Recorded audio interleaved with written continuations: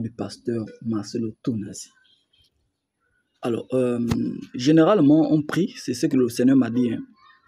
Vraiment, je l'ai entendu clairement me dire que généralement, on prie pour un réveil.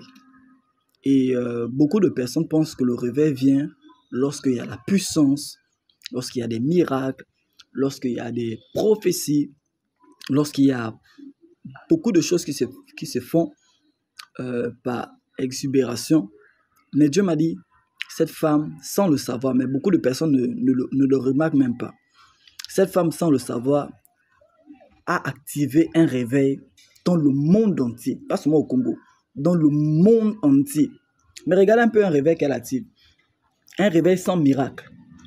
Un réveil où elle n'a pas mis en avant les médias, les réseaux sociaux, parce qu'elle n'était pas trop réseau social. Donc, elle n'était pas trop sur Internet. Je ne sais même pas, parce que lorsque j'ai essayé de fouiller son compte Facebook, je ne vois même pas son compte Facebook, en fait.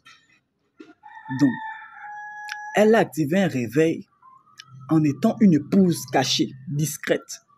Donc, elle a activé un réveil avec la discrétion. Elle a activé un réveil avec un très bon comportement. Elle a activé un réveil avec, en tant qu'épouse de pasteur, sans se faire voir.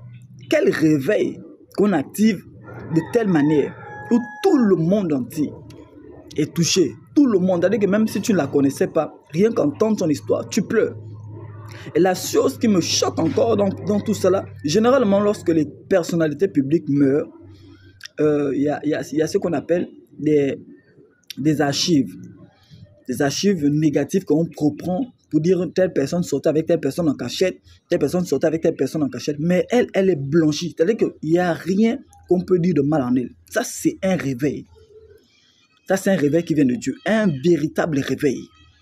Où sa mort a réuni, my God, sa mort a réuni les hommes de Dieu.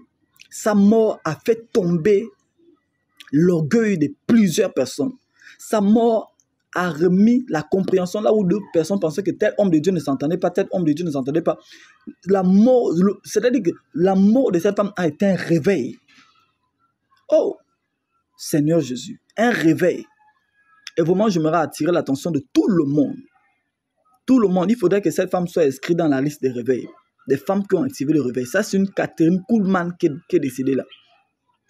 Ça, c'est extraordinaire. On n'a jamais vu cela. Jamais vu cela. Jamais vu cela.